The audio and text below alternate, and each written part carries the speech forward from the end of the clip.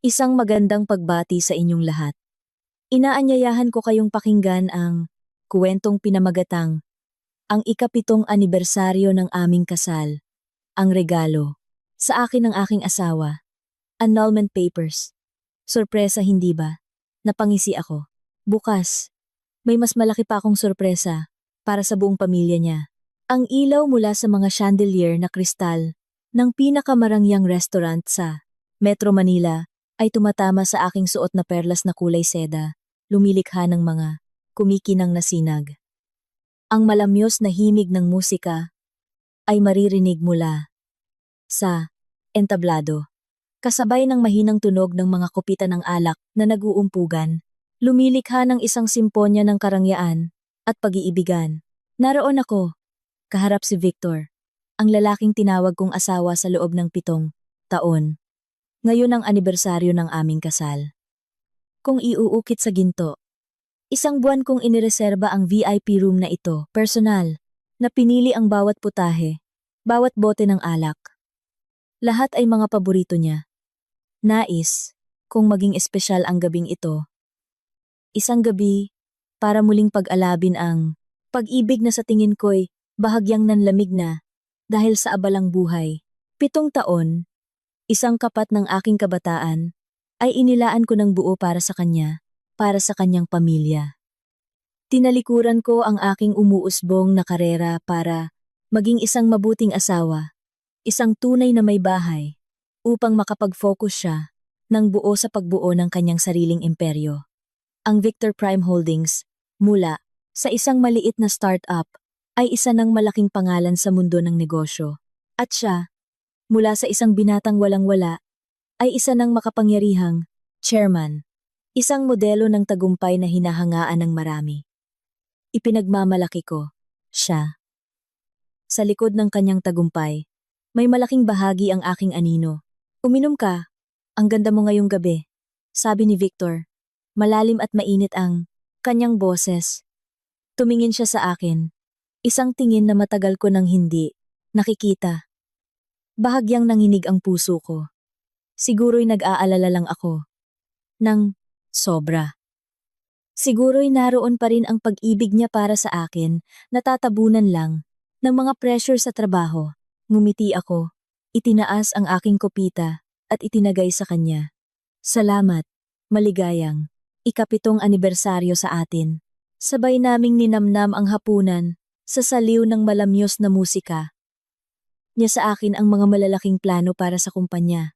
Ang mga kontratang, malapit ng pirmahan. Nakikinig ako, tumatango, at paminsan-minsan ay inilalagay sa kanyang plato ang pinakamasarap na pagkain. Tila perpekto ang lahat. Tulad noong mga unang araw ng aming pag-iibigan. Pagkatapos ng hapunan, sumenyas si Victor sa waiter.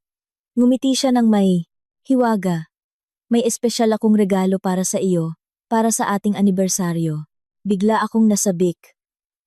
Matagal na siyang hindi nagre-regalo sa akin.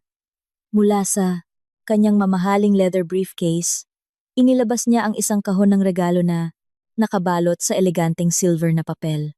Kinakabahan kong binuksan ito, ngunit sa loob ay hindi alahas o anumang designer item. Ito ay isang gintong fountain pen. Bahagya akong nagtaka, ngunit ngumiti pa rin. Salamat. Ang ganda ng pen. Hindi lang yan para tingnan, sabi ni Victor. May kakaibang ngiti sa kanyang labi. Para yan sa pagpirma. Pagkasabi niya yun, muli siyang dumukot sa kanyang briefcase at inilabas ang isang salansan ng puting papel at inilagay sa mesa sa aking harapan. Ito ang tunay. Anmong regalo? Tingnan mo. Nanginginig kong hinawakan ang mga papel. Ang unang mga salitang tumambad sa akin ay malaki at malinaw. Petition for annulment. Parang piniga ng isang hindi nakikitang kamay ang aking puso. Nawala ang lahat, nang tunog sa paligid ang musika. Ang tawanan lahat ay naglaho.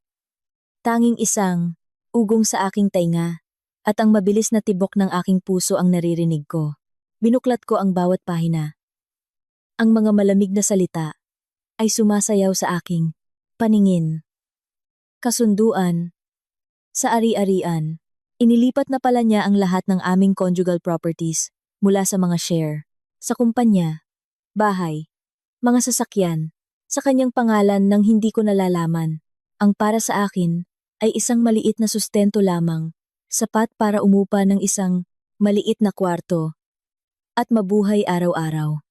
At sa huling pahina, naroon ang kanyang pirma, tiyak at walang awa na isinulat gamit ang ibang tinta. Inihanda na niya ang lahat. Tumingala ako sa lalaking kaharap ko. Nawala na ang ngiti sa kanyang labi, napalitan ng isang malamig at mapagmataas na ekspresyon, isang mukha na hindi ko pa nakikita kailanman. Nagulat ka ba, Andrea? Tanong niya. Puno ng pangungutya ang tono, na para bang nagbibigay ng isang pabor. Kaya pala, ito pala ang kanyang regalo sa anibersaryo. Isang perpektong dula, isang matamis na saksak sa likod. 7 taon ng kabataan, 7 taon ng sakripisyo. Isang matinding kirot ang sumaksak sa aking puso, ngunit kakatwa, hindi ako umiyak. Walang ni isang patak ng luha ang pumatak. Siguro, kapag ang sakit ay lumampas na sa hangganan.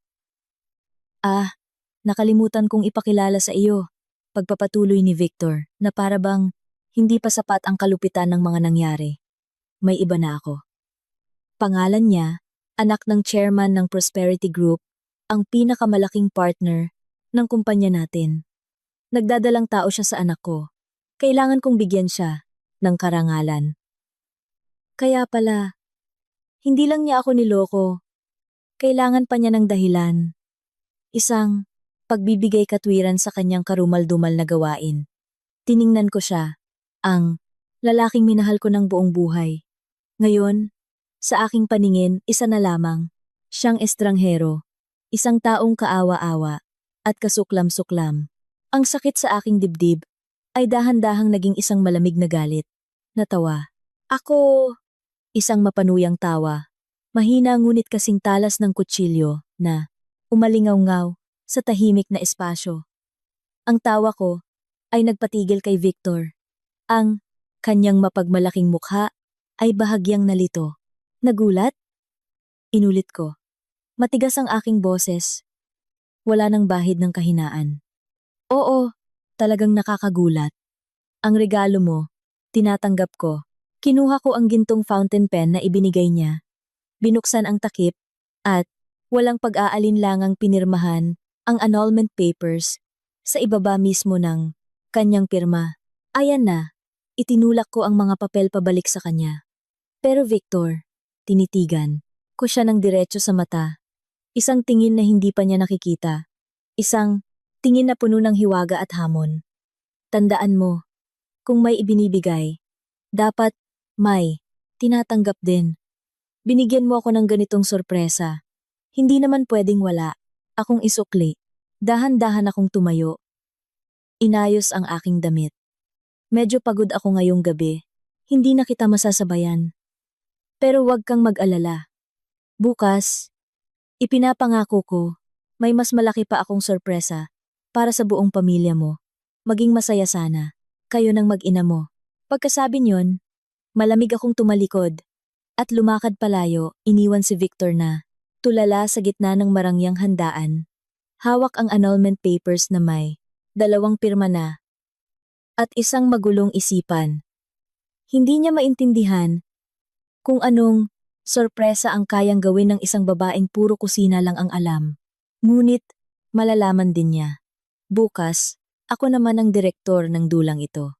Paglabas ko ng restaurant, humampas sa aking muka ang malamig na hangin ng gabi. Ngunit hindi nito kayang apulahin ang apoy na nagliliyab sa aking dibdib. Walang luhang pumatak dahil manhid na ang aking puso.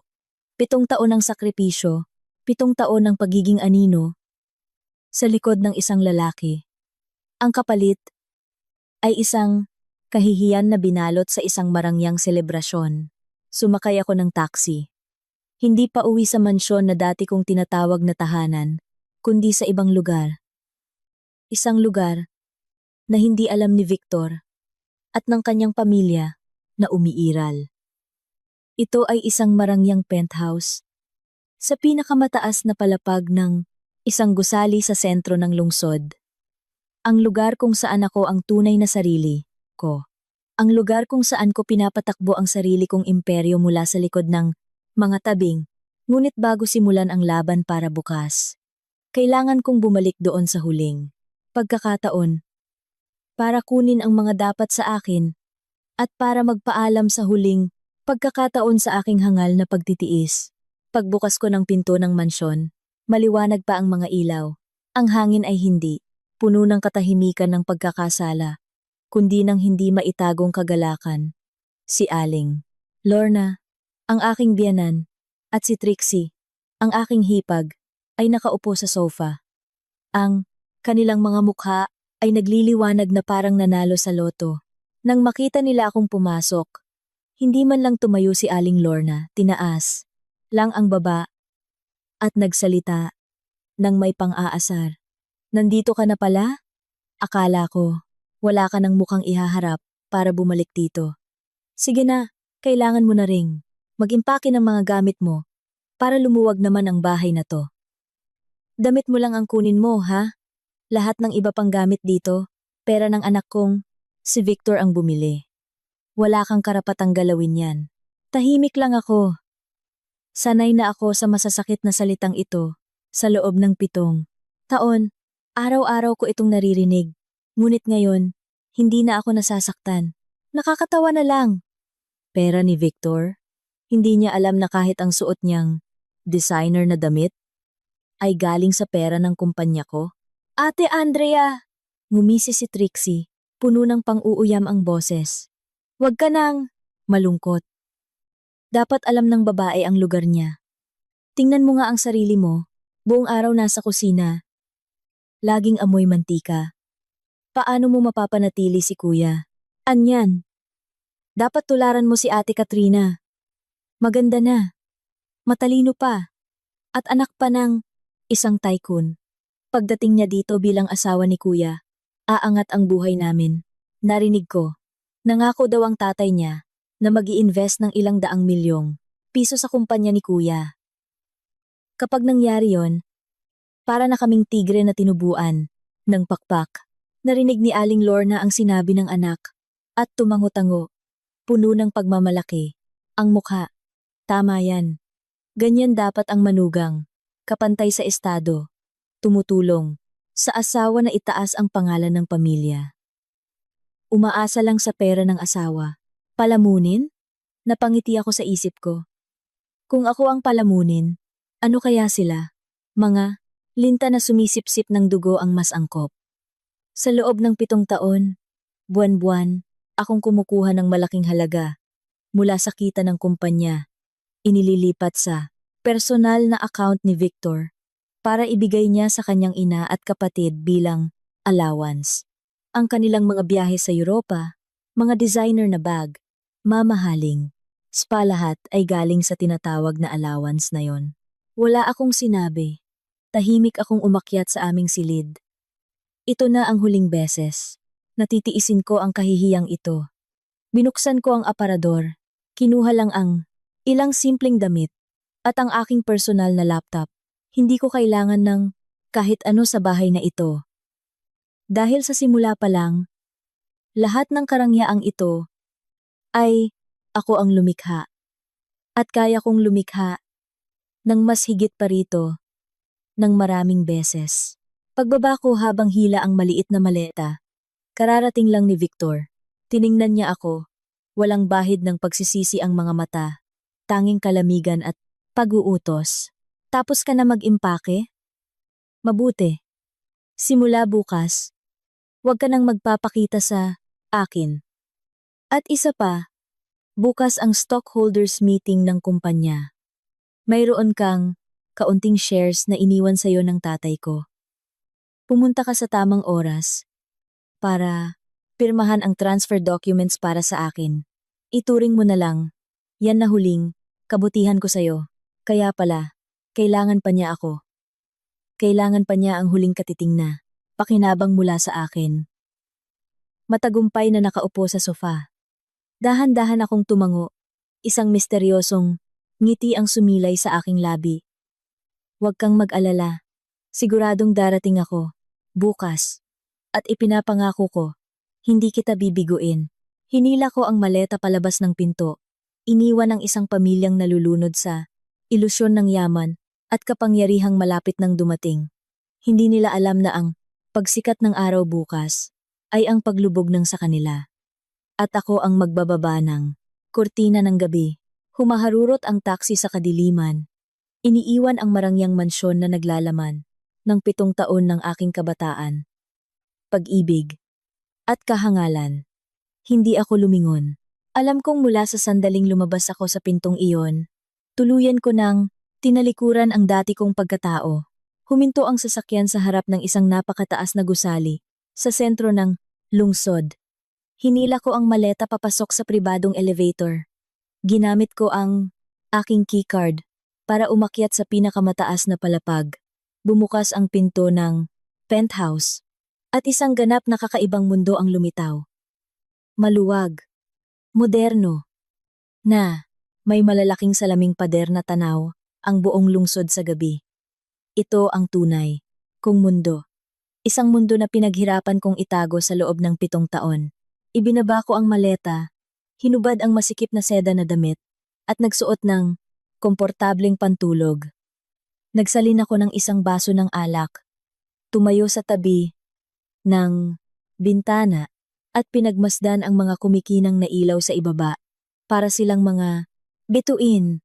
Ngunit hindi nila kayang liwanagan ang madidilim na sulok ng puso ng tao. Biglang bumalik ang mga alaala ng nakalipas na 7 taon. Malinaw na parang isang pelikulang mabagal ang takbo. Naalala ko ang unang araw na nakilala ko si Victor. Noon, isa akong bagong graduate na puno ng pangarap habang siya'y isang ordinaryong empleyado sa isang maliit na kumpanya. Nagmahalan kami ng wagas, walang kalkulasyon. Ako ang nakakita ng kanyang potensyal. Ginamit ang lahat ng aking ipon at mana mula sa aking mga magulang para itatag ang Victor Prime Holdings, ipinangalan sa kanya. Direktor, para malaya siyang makagalaw. Ako ang naging tagapayo niya sa bawat estratehiya. Nagpuyat ako ng maraming gabi para tapusin ang mga business plan. Ginamit ko ang aking mga koneksyon para maghanap ng mga partner, para malagpasan ng kumpanya ang mga pinakamahihirap na yugto. Unti-unting lumaki ang kumpanya at nagbago rin si Victor. Hindi na siya ang simpleng at tapat na lalaki noon. Nagsimula siyang mahilig sa mga marangyang party, sa mga papuri at pambobola. Nagsimula niya akong maliitin. Ang asawang, puro kusina lang ang alam. Inakala niya na lahat ng tagumpay ay dahil sa kanya, at ako'y isang maswerteng babae lang na nakikinabang. Kailan nagsimula ang kanyang pagbabago? Siguro 3 taon na ang nakalipas, nang opisyal na pumasok sa stock market ang kumpanya. Iyon ay isang malaking tagumpay na nag-angat sa pangalan ni Victor at ng Victor Prime sa ibang antas. Mula noon, nagsimula ang kanyang mahahabang business trips, mga meeting hanggang hating gabi. Inosente akong naniwala sa mga kasinungalingang iyon. Hanggang isang araw, 6 na buwan na ang nakalipas. Isang gabi, aksidente kong nabasa ang isang text sa kanyang telepono. Isang mensaheng nakalimutan niyang burahin. Mahal, salamat sa napakagandang gabi. Hihintayin ko ang araw na magiging opisyal na tayong magkasama. Nagmamahal. Katrina, nadurog ang puso ko. Ang telo ng aming peking masayang pagsasama ay napunit. Katrina, kilala ko siya. Anak ng chairman ng Prosperity Group. Isang mahalagang partner na ako mismo ang nagkonekta para sa kumpanya. Gaano na sila katagal na nagtatago? Nang gabing iyon, naubos ang luha ko. Ngunit pagkatapos ng matinding sakit, ay isang malamig na paggising. Napagtanto kong hindi ako pwedeng magpatalo. Sobra na ang aking isinakripisyo. Hindi ko hahayaang nakawin ng mga taksil na iyon ang lahat ng aking pinaghirapan. Nagsimula akong maghanda ng palihim para sa araw na ito. Kinuha ko ang pinakamagaling na abogado. Lihim na kinalap ang lahat ng ebidensya ng pangangaliwa ni Victor, ng mga perang kinuha niya sa kumpanya para sustentuhan ang kanyang kabit at pamilya. Kinausap ko ng personal ang ama ni Victor, isang mabait na lalaki na retirado na, at mahina ang kalusugan. Palagi niya akong mahal at pinagkakatiwalaan. Ipinakita ko sa kanya ang mga ebidensya. Matinding pagkadismaya sa kanyang anak, pumayag siyang tulungan ako. Niyang pinirmahan ng isang kasunduan na ililipat sa akin ang lahat ng shares na hawak niya na siyang pinakamalaking porsyento. Sinabi niyang ang kumpanyang ito ang buhay niya. Hindi niya hahayaang mapunta ito sa kamay ng isang suwail na anak at isang tusong babae. Mayroon lang siyang isang kondisyon. Hintayin ko ang tamang panahon para bigyan si Victor ng isang aral na hindi niya malilimutan. At ang panahong iyon ay bukas ang araw ng stockholders meeting, ang araw na inaakala ni Victor at ng kanyang kabit na makukuha na nila ang lahat. Nagkakamali sila. Sila'y mga papet lamang, sa isang dulang ako ang sumulat ng script. Huminga ako ng malalim habang tinitikman ang alak. Ang pait nito ay kumalat sa aking bibig tulad ng aking pagsasama. Ngunit pagkatapos ng pait, may kaunting tamis ng kalayaang malapit nang dumating. Kinuha ko ang telepono at tinawagan si Paolo, ang aking pinakapinagkakatiwalaang assistant, ang tanging nakakaalam ng aking tunay na pagkatao at mga plano. Paolo, handa na ba ang lahat para bukas? Opo, Ma'am Chairman. Handa na po ang lahat. Naghihintay na lang ng utos ninyo. Mabuti. Bukas, ipakita natin sa kanila kung sino talaga ang may-ari ng larong. Ito, ibinaba ko ang telepono at tumingin sa natutulog na lungsod. Ito na ang huling gabi ng pagtitiis. Ang pagsikat ng araw bukas ay magiging isang ganap na kakaibang umaga. Habang tahimik kong inaayos ang mga huling piyesa para sa mapagpasyang laro, bukas, sa ibang bahagi ng lungsod, sa isang marangyang rooftop bar ng isang 5-star hotel, si Victor at ang kanyang kabit na si Katrina ay lasing sa tagumpay na inaakala nilang sigurado na hindi sila umuwi sa mansyon, kung saan ang presensya ko ay maaaring makasira sa kanilang kasiyahan. At higit sa lahat, nais ni Victor na ilaan ang buong gabi sa babaeng pinaniniwalaan niyang magiging kanyang kinabukasan, ang mag-aangat sa kanyang karera. Ang mga bula ng mamahaling champagne ay umaakyat sa manipis na kristal na kopita, sumasalamin sa makulay na ilaw ng lungsod. Inakbayan ni Victor ang balingkinitang baywang ni Katrina at bumulong sa kanyang tainga ng matatamis na ang salita. Mga salitang marahil ay hindi ko narinig sa loob ng 7 taon. Mahal ko, sa wakas, dumating na rin ang araw na ito. Malaya na ako. Ngayon, pwede na kitang makasama ng hayagan. Mabigyan ka ng karangalan na nararapat sa iyo. Sumandal si Katrina sa balikat ni Victor. Ang kanyang mahahabang daliri na may pulang kuko ay marahang gumapang sa dibdib ng lalaki. Ang boses ay malambing, ngunit puno ng kalkulasyon. Alam kong kaya mo, mahal. Yung matanda mong asawa, pumirma na ba sa wakas? Nag-iskandalo ba siya? Akala ko pa naman ang mga babaeng katulad niya na nakadepende sa asawa ay iiyak, magmamakaawa, at hindi ka pakakawalan. Napangisi si Victor, isang ngiti ng pagmamalaki at pangmamaliit, ang ngiti ng isang nakatataas na pinag-uusapan ng isang hamak. Wala siyang lakas ng loob para doon.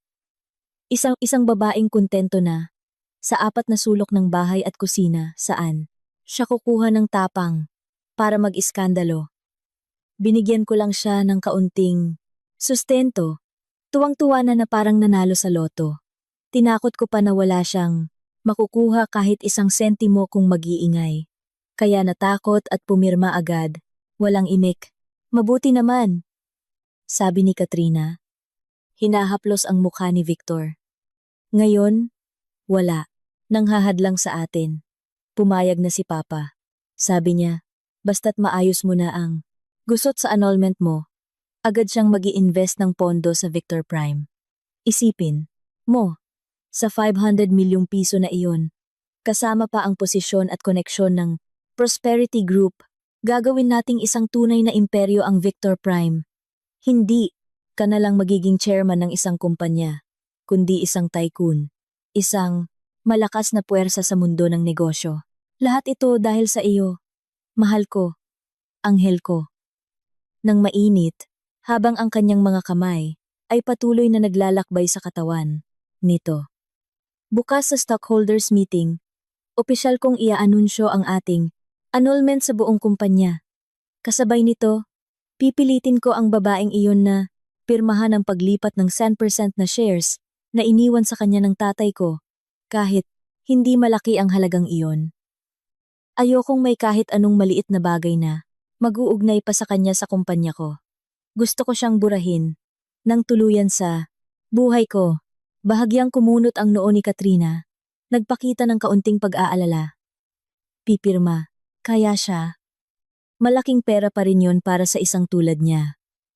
Baka magbago ang isip niya. At pahirapan ka. Muling tumawa si Victor. Ang tawa ng isang taong sigurado sa kanyang panalo. Huwag kang mag-alala. Nakausap ko na ang abogado. Sa legal na aspeto, ang shares na iyon ay itinuturing na ari-ari ang nabuo sa loob ng kasal. Hindi siya pwedeng hindi pumirma. At saka, bibigyan ko siya ng kaunting dagdag na pera para pambili ng kanyang katahimikan para mabilis siyang umalis. Sa isang tulad, anya na sanay umasa. Sapat na iyon para mabuhay siya ng payapa at hindi na manggulo. Nagtagay sila. Ang tunog ng kristal ay malinaw na umalingaw-ngaw, ipinagdiriwang. Ang isang planong pinaniniwalaan nilang perpekto. Nagsimula silang mag-usap tungkol sa kanilang pangarap na kasal sa isang paraisong isla sa Maldives, sa bagong mansyon na bibilhin nila, at sa isang maningning na hinaharap na puno ng kapangyarihan at pera. Sa kalasingan ng pekeng pag-ibig, ng material na kalkulasyon at kapangyarihan, tuluyan nilang kinalimutan ang aking huling mga salita. Nilanggaling lang sa isang talunang babae. Hindi nila inakala na ang babaeng kanilang minamaliit, na itinuturing na isang walang silbing piyesa sa laro ay ang siyang may hawak ng buhay ng buong laro. Abala sila sa pagguhit ng isang magandang kinabukasan, hindi alam na sa ilalim ng kanilang mga paa isang malalim na bangin ang hinukay na. At pagpatak ng 8:00 ng umaga bukas, ako mismo ang magtutulak sa kanila doon, nang walang bahid ng awa. Nang gabing iyon, hindi umuwi si Victor. Nanatili siya kasama ang kanyang kabit sa presidential suite ng hotel.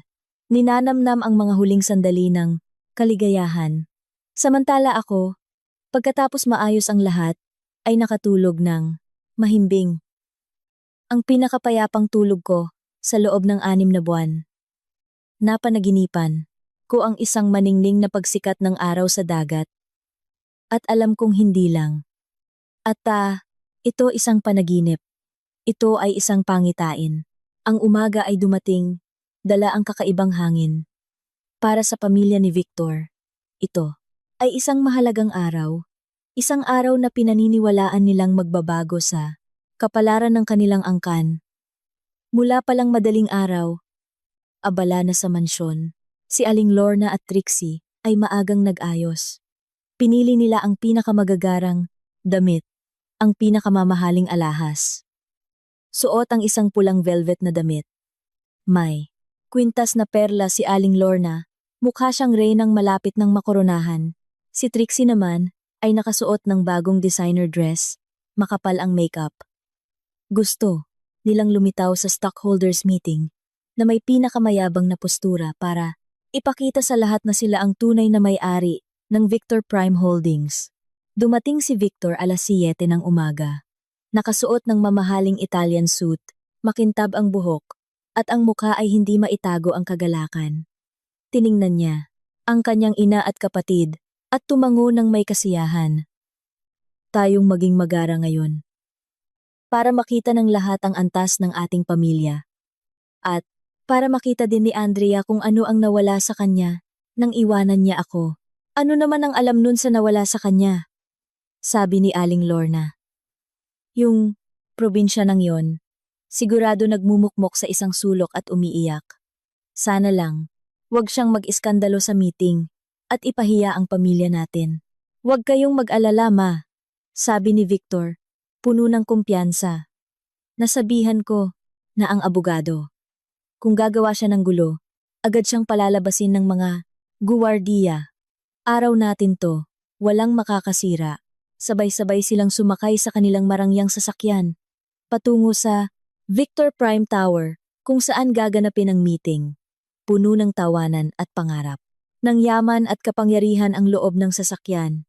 Samantala, sa ibang lugar, handa na rin ako.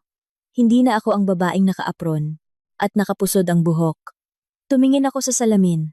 Isang puting suit na pinasadya, bumagay sa aking tindig.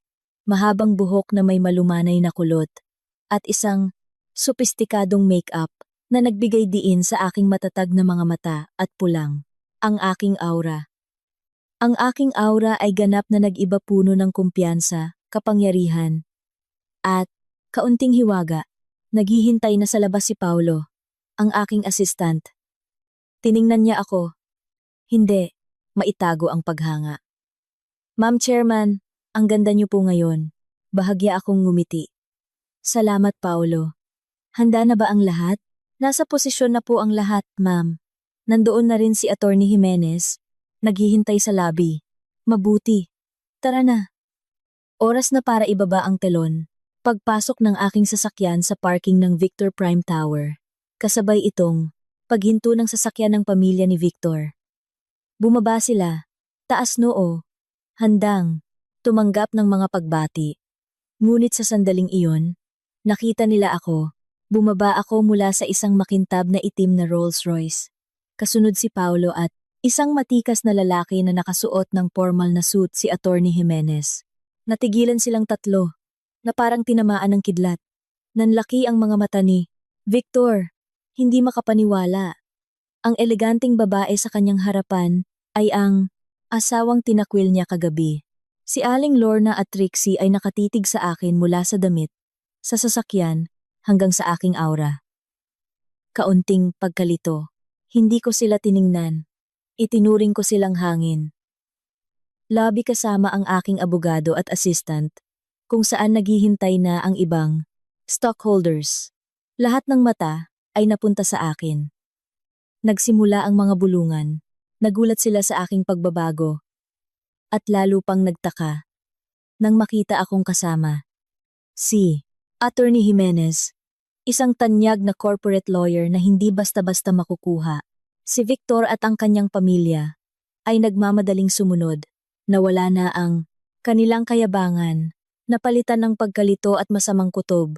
Ang kanilang mapagpasyang araw ay opisyal nang nagsimula.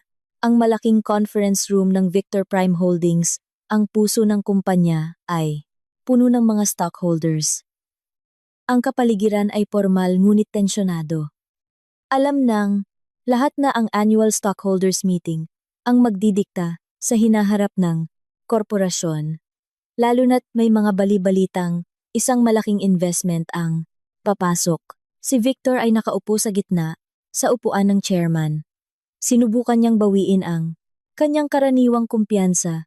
Ngunit panaka-naka siyang sumusulyap sa akin. Nakaupo ako sa unahang hilera para sa mga founding stockholders, katabi si Attorney Jimenez. Ang presensya ko, na may ganap na kakaibang anyo, ay parang isang tinik sa kanyang lalamunan. Nagsimula ang meeting.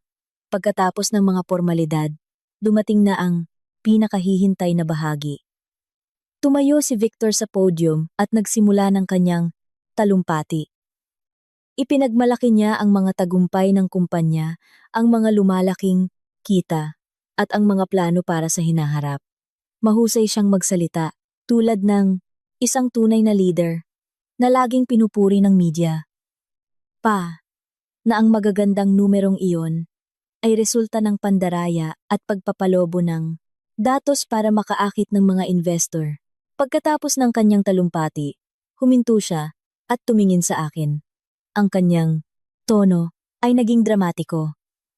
Mga ginoo at ginang, bago tayo magpatuloy, mayroon akong isang personal na anunsyo na makakaapekto sa istruktura ng ating kumpanya.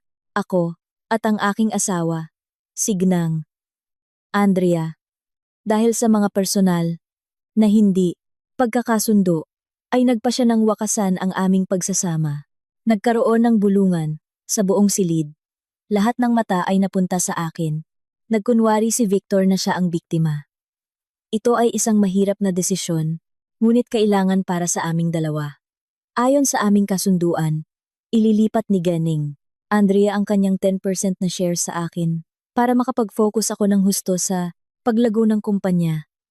Sana ay igalang ninyo ang aming desisyon. Nagsalita siya na parabang lahat ay napagkasunduan na.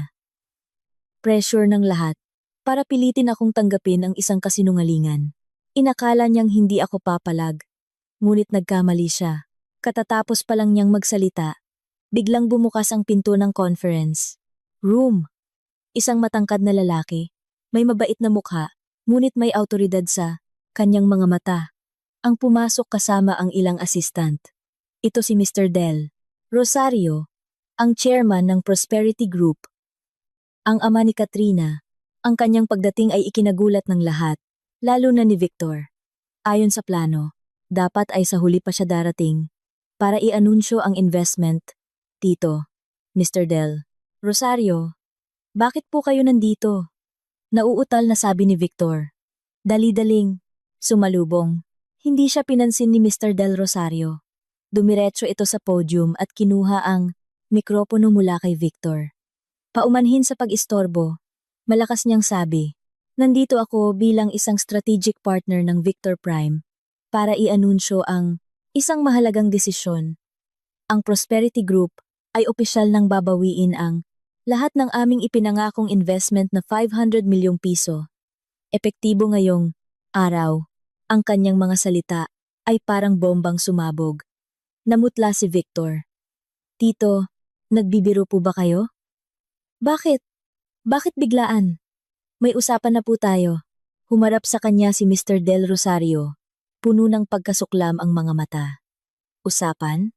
May gana ka pang sabihin yan? Akala mo ba matanda na akong madaling maloko? Niloko mo ako sa financial reports. Pinalobo ang kita ng kumpanya para linlangin. Ako, at ang lahat ng stockholders dito. Akala mo hindi ko alam? Hindi po. Isang hindi pagkakaunawaan yan. May naninira lang sa akin. Sino ang nagsabi sa inyo niyan? Desperadong sigaw ni Victor. Hindi sumagot si Mr. Del Rosario. Tumingin lang siya sa akin. May paggalang at kaunting pagsisisi. Ang taong nagbigay sa akin ng lahat ng hindi maikakailang. Ebidensya. Ang taong tumulong sa akin para hindi maging isang hangal na naloko ay walang iba kundi si Ganay. Andrea, isa na namang bomba. Lahat ng mata ay muling napunta sa akin. Tiningnan ako ni Victor. Ang kanyang mga mata ay puno ng pagkamangha, galit at takot. Ikaw? Anong ginawa mo? Bakit mo ginawa to sa akin? Sa kumpanya natin? Dahan-dahan akong tumayo, lumakad papunta sa podium, at tumayo sa tabi ni Mr. Del Rosario. Kaharap si Victor. Isang malamig ngunit kaakit-akit ng ngiti ang sumilay sa aking labi. Nagulat ka ba, Victor? Ito pa lang ang pampagana na regalo ko para sa iyo. Tinuruan mo ako ng isang mahalagang aral. Sa negosyo, walang lugar para sa bulag na pagtitiwala. Salamat sa aral na iyon. Ang unang sorpresa ay nabuksan na nang magkalamat. At alam kong hindi na niya kakayanin ang mga susunod pang mangyayari. Ang conference room ay biglang tumahimik pagkatapos ng aking pahayag. Si Victor, pagkatapos ng matinding pagkabigla, ay sinubukang bawiin ang kanyang postura. Hindi pagkakaunawaan lang po ang lahat, mga ginoo, at ginang, pilit niyang sinabi. Siguro dahil sa sobrang sakit ng dibdib sa aming annulment, ang asawa ko ay nakagawa ng mga bagay na wala sa kontrol. Nagbigay ng maling impormasyon kay Mr. Del Rosario. Sumusumpa po ako, malinis ang aking konsensya. Sinubukan niyang palabasin na ako ay isang naghihiganting asawa. Lumingon siya sa akin at bumulong. Nababaliw ka na ba, Andrea? Ano ang mapapala mo rito? Sinisira mo ang sarili nating kumpanya. Tiningnan ko siya ng may awa. Kumpanya? Sigurado ka bang sa iyo ang kumpanyang ito, Victor? Bumaling ako sa mga stockholders. Mga ginoo at ginang. Ang dahilan ng aming annulment ay hindi tulad ng sinabi niya. At ang pag-atras ng Prosperity Group ay hindi dahil sa aking emosyon, kundi resulta ng kanyang mga panloloko. Sumenyas ako kay Attorney Jimenez. Inilabas niya ang isang makapal na folder. Mga, miyembro ng board. Nagsalita ang abogado. Ipinapakita ko sa inyo ang isang legal na dokumento na may kinalaman sa tunay na pagmamay-ari ng Victor Prime Holdings. Ipinakita sa malaking screen ang business registration. Ayon dito, sabi ni Attorney Jimenez, si G. Victor ay may hawak na 41% ng shares. Ako, si GNeng. Andrea, ay may 10%. At ang natitirang 49% ay sa ibang stockholders. Tama po ba? Tumango ang lahat. Iyon ang alam nila. Ngunit, nagpatuloy ang abogado. Habang lumipat ang imahe. Sa screen sa isang deed of assignment, ito ang katotohanan. Ang dokumento na may pirma ng yumaong ama ni Victor ay malinaw na nagsasaad. 2 taon na ang nakalipas. Bago siya pumanaw, ipinamana niya ang kanyang buong 41% na shares, hindi sa kanyang anak na si Victor, kundi sa kanyang manugang sa akin, si Andrea. Legal at nakarehistro ang dokumento. Ngunit itinago. Ayon sa huling habili ng matanda. Ano to? Sigaw ni Victor. Namumutla. Peke yan. Hindi yan magagawa ng tatay ko. G. Victor, igalang ninyo ang yumao. Mahinahong sabi ni Attorney Jimenez. Ang dokumentong ito ay ganap na legal. Ginawa ito ng inyong ama dahil nakita niya ang inyong kasakiman at maling pamumuhay. Ipinagkatiwala niya sa akin ang kumpanya dahil naniniwala siya sa aking kakayahan at higit sa lahat sa aking etika sa pagnenegosyo. Ang paliwanag ay parang martilyong bumaon sa ulo ni Victor. Lahat. Sa madaling salita, kasama ang aking 10%, hawak ko na ngayon ang 51% ng kumpanya. Ako ang tunay na may-ari, ang may pinakamataas na kapangyarihan. Si Victor, sa kanyang 0% na shares, ay isa lamang upahang direktor, isang empleyado, sa sarili niyang inaakalang yaman. Natulala siya. Bakit? Bakit mo to itinago sa akin? Bakit? Ngumisi ako. Hindi ba't palagi mong sinasabi na ikaw ang magaling? Ikaw ang lumikha ng lahat? Minamaliit mo ako bilang isang palamunin. Gusto ko at lang makita kung gaano kakalayo ang mararating nang wala ang aking tulong. At heto ang resulta. Muntik mo nang ilubog ang buong barko dahil sa iyong kasakiman. Si Aling Lorna, na kanina patahimik, ay biglang sumugod na parang isang nasugatang hayop. Mangkukulam, anong ginawa mo sa biyenan mo? Magnanakaw? Ibalik mo ang kumpanya sa anak ko. Sigaw niya. Naging magulo ang silid. Ngunit kalmado lang ako. Alam kong ang pinakamagandang bahagi ng dula, ang inihanda ko para sa kanya, ay paparating pa lang. Hindi mapigilan ng mga guwardiya ang galit ni Aling Lorna. Sumisigaw siya ng mga masasakit na salita habang sinusubukang sugurin ako. Si Trixie naman ay umiiyak at umaarte na parang biktima. Ate Andrea, paano mo nagawa to? Ang bait-bait namin sa'yo. Mabait? Malamig kong sabi. Sumenyas ako kay Paulo. Ikinonekta niya ang kanyang laptop sa projector. Biglang umitim ang screen. Pagkatapos, isang video mula sa isang hidden camera sa opisina ng chief accountant ang lumabas. Ang unang eksena, si Aling Lorna at Trixie. Tingnan mo to, ang ganda ng bag, sabi ni Aling Lorna sa accountant. Bigyan mo ako ng 200,000 pesos. I-charge mo na lang sa representation expenses ni Victor.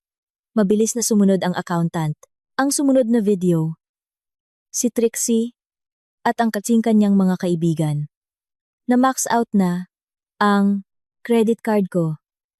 Bigyan mo ako ng 300,000 pesos. Manunood kami ng concert sa Korea. Ilagay mo na lang sa gastos ng kung anong project. Marami pang video ang ipinakita. Lahat ay nagpapatunay kung paano nila walang awang ninakawan ang kumpanya. Ang kabuuang halaga ay umabot sa milyon-milyong piso para lang sa kanilang mga luho. Itinuring nila ang kumpanya ang pinaghirapan ng maraming tao bilang kanilang personal na alkansya. Nang matapos ang video, isang nakakabinging katahimikan ang bumalot sa silid. Lahat ng mata, puno ng pagkasuklam, ay nakatutok sa mag-ina. Natulala si Aling.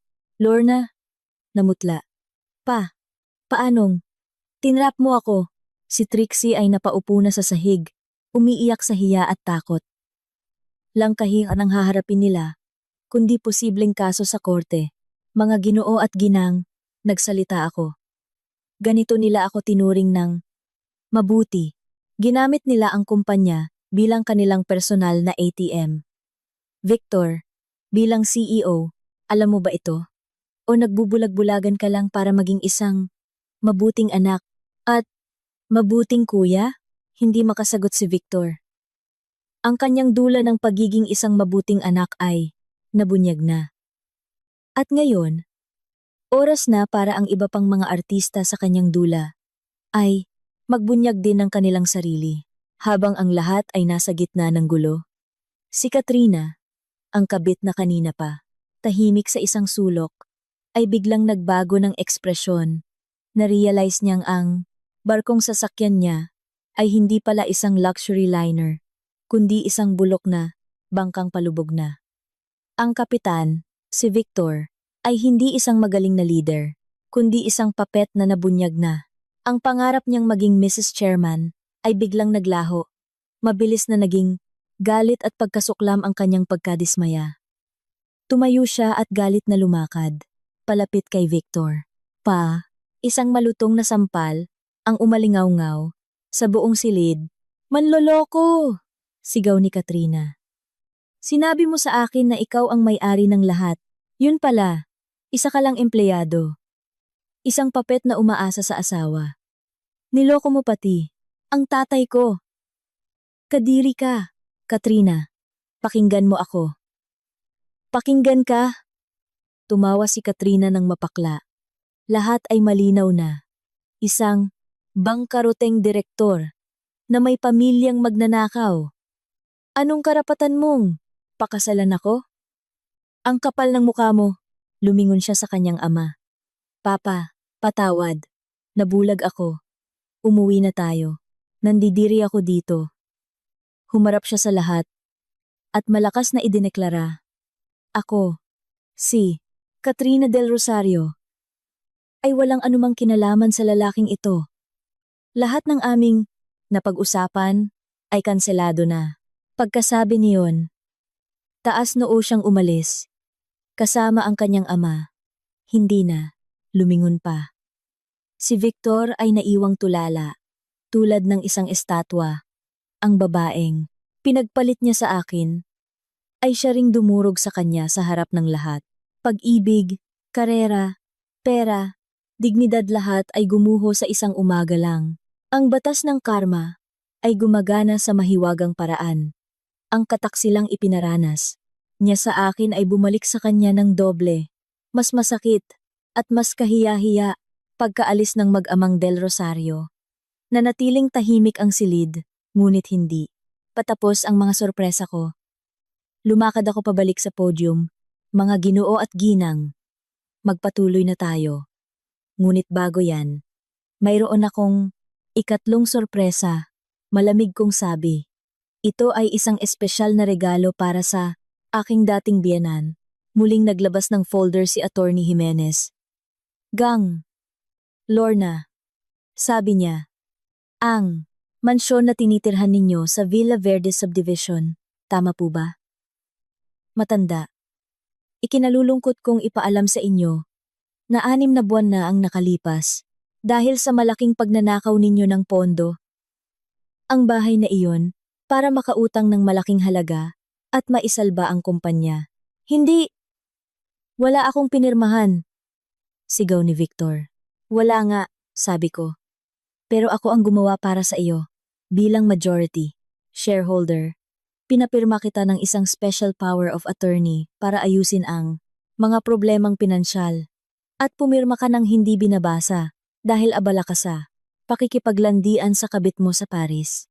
Ang utang na iyon ay dapat bayaran kahapon, patuloy ni Attorney Jimenez. At dahil bangkarote na ang kumpanya, na kayo rin ang may gawa. May karapatan na ang nagpautang na i-foreclose ang property. Ibig sabihin, ang mansyon ninyo. Saan bangko? Kakausapin ko sila. Desperadong tanong ni Aling Lorna. Ngumiti ako. Hindi po bangko. Isang private investment fund. At nagkataon lang, ang legal representative ng fund na iyon ay ako, isa na namang bomba. Natigilan silang lahat. Hindi lang kapangyarihan at pera ang kinuha ko, kundi pati na ang kanilang tirahan, sa legal na paraan. Sa oras na ito, sabi ko, isang team mula sa korte at mga tauhan ko ang papunta na sa mansyon. Bibigyan ko kayo ng 24 oras para kunin ang inyong mga personal na gamit at umalis. Pagkatapos nito, lahat ng maiiwan ay pag-aari ko na bilang kabayaran sa pinsalang idinulot ninyo. Ang mga salitang iyon ay parang isang hatol ng kamatayan. Hindi kinaya ni Aling Lorna ang pagkabigla. Nanlaki ang kanyang mga mata at hinimatay siya. Si Trixie naman ay sumugod at lumuhod sa aking paanan. Umiiyak. Ate Andrea, patawarin mo. Na kami. Saan kami titira? Malamig ko siyang tiningnan. Nang trinato ninyo ako na parang alipin, inisip, niyo ba na darating ang araw na ito? Ito ang kabayaran sa inyong kasakiman. Maghanap kayo ng sarili ninyong matitirhan. Ang dula ay tapos na. Ang mga masasamang aktor ay kailangan ng bumabasa, entablado at bumalik sa kanilang nararapat na litya sa ilalim ng lipunan habang ginagamot ng mga mediko si Aling Lorna. Si Victor, na tila nagising sa katotohanan, ay sumugod at lumuhod din sa aking harapan. Andrea! Mali ako! Patawarin mo ako! Umiiyak niyang sabi. Bigyan mo kami ng isa pang pagkakataon. Gagawin ko ang lahat, kasalanan lahat ni Katrina. Siya ang nanukso sa akin. Mahal pa rin kita, Andrea. Ang mo na ba? Natawa ako sa pagkadiri. Inutusan ko si Paulo. Muling ipinakita sa screen. Hindi na video, kundi mga litrato at video clips. Si Victor at Katrina na naghahalikan sa mga mamahaling hotel, namamasyal sa Paris, mga resibo ng libu-libong dolyar para sa mga alahas at bag. At ang pinakamasakit, ang mga petsa.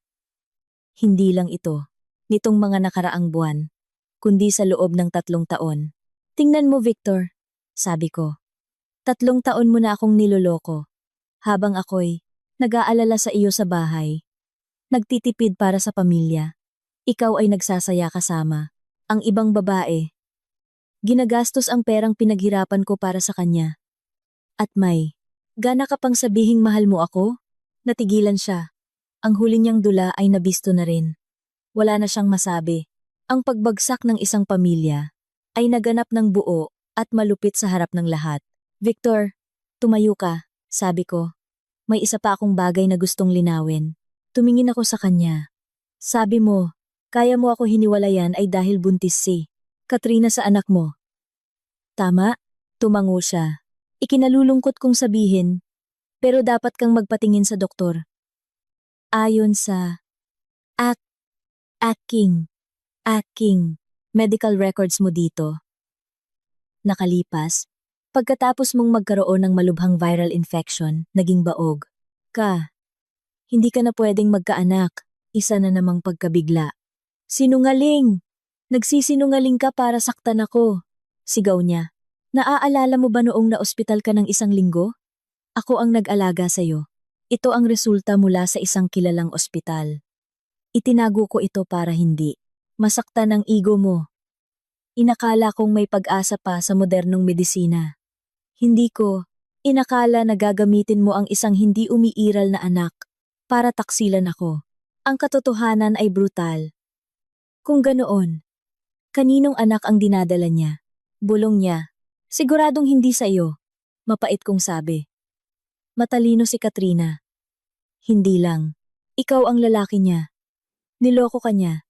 Pati na ang tatay niya. Gusto niyang gamitin ang bata para pakasalan ka at makuha ang yaman ng parehong pamilya. Pero, hindi niya inasahan. Minaliit niya ang isang may bahay na tulad ko. Ang katotohanang ito ay mas masakit pa sa pagkawala ng yaman. Hindi lang siya niloko, ginawa pa siyang isang hangal. Isang taong mag-aalaga sa anak ng ibang lalaki. Humagulgol si Victor. Hindi na dahil sa pag-arte, kundi sa tunay na pagkadurog. Lahat ng sikreto ay nabunyag na. Ang dula ay tunay ng nagwakas, na may malagim na katapusan para sa mga kontrabida. Pagkatapos ng araw na iyon, ang buhay ng pamilya ni Victor ay tuluyang gumuho. Pinalaya sila sa mansyon at napilitang tumira sa isang masikip at maruming apartment sa isang mahirap na lugar. Ang kanilang mga araw ay napuno ng pag-aaway at pagsisihan. Para mabuhay, si Aling Lorna ay naging tagahugas ng pinggan sa isang karinderya. Si Trixie ay naging isang manggagawa sa isang patahian. Ang buhay na hindi nila pinangarap ay naging kanilang katotohanan. Si Victor naman ay nalulung sa alak. Nang maubos ang pera, kinailangan niyang magtrabaho bilang isang construction worker. Mula sa pagiging isang chairman, naging isa siyang hamak na obrero. Samantala, isang bagong kabanata ang nagsimula sa aking buhay. Bilang bagong chairman ng kumpanya, nirestructure ko ang lahat. Tinanggal ko ang mga tiwali at itinaas ang mga may tunay na kakayahan. Sa ilalim ng aking pamumuno, muling umunlad ang kumpanya. Pinalitan ko ang pangalan nito mula Victor Prime Holdings at ginawang Phoenix Group, simbolo ng muling pagbangon. Natagpuan ko ang kaligayahan sa aking sarili, sa aking kalayaan. Si Paulo, ang laging nasa tabi ko, ay naging aking kasama sa buhay. Ang aming pag-ibig ay itinayo sa pag-unawa, tiwala, at paggalang. Ang mga krimen ni Victor sa panloloko sa mga investor ay hindi nakaligtas sa batas. Siya ay inaresto at nakulong. Bago ang kanyang paglilitis, sumulat siya sa akin, puno ng pagsisisi. Hiningi niyang makita ako sa huling pagkakataon. Nagpunta ako sa kulungan. Sa pagitan namin ay isang makapal na salamin. Payat at mukhang matanda na si Victor. Salamat sa pagdating mo, sabi niya. Ibinigay ko sa kanya ang annulment papers. Ako na ang nag-file. Pirmahan mo para mapalaya na natin ang isa't isa. Pumirma siya. May luhang pumatak sa kanyang mga mata. Lahat. Iyon ang huli naming pag-uusap. Paglabas ko sa kulungan, sinalubong ako ng mainit na sikat ng araw. Ang nakaraan ay naiwan na sa madilim na selda. Ang hinaharap ko ay isang malawak at maliwanag na kalangitan. Mga aral at pagninilay. Ang kuwento ni Andrea ay hindi lamang tungkol sa paghihiganti. Ito ay isang paglalakbay tungo sa pagbawi ng hustisya at dignidad. Nagtuturo ito sa atin ng kahalagahan ng pagiging independent, lalo na para sa mga kababaihan. Ang bulag na pagsasakripisyo ay hindi pag-ibig. Minsan, ito ay pagkawala sa sarili. Ang pamilya ni Victor ay isang paalala na ang kasakiman at kayabangan ay landas tungo sa kapahamakan. Ang tunay na halaga ng isang tao ay hindi nasusukat sa pera, kundi sa karangalan at kabutihan. At higit sa lahat, ang kwento ay nagpapakita ng lakas ng isang babae na bumangon mula sa abo. Ang pinakamagandang paghihiganti ay hindi ang saktan ang iba, kundi ang pagandahin ang sariling buhay. Maging mas matagumpay at mas masaya kaysa sa mga taong nang iwan sa iyo. Ang pagpapatawad ay hindi para sa Ito ay para sa sariling kapayapaan. Sana, ang kuwentong ito ay magsilbing inspirasyon sa lahat na anuman ang pagsubok. Laging may pag-asang bumangon, maging mas matatag, at lumikha ng sariling kaharian kung saan ikaw ang tunay na reyna. Salamat sa inyong pakikinig.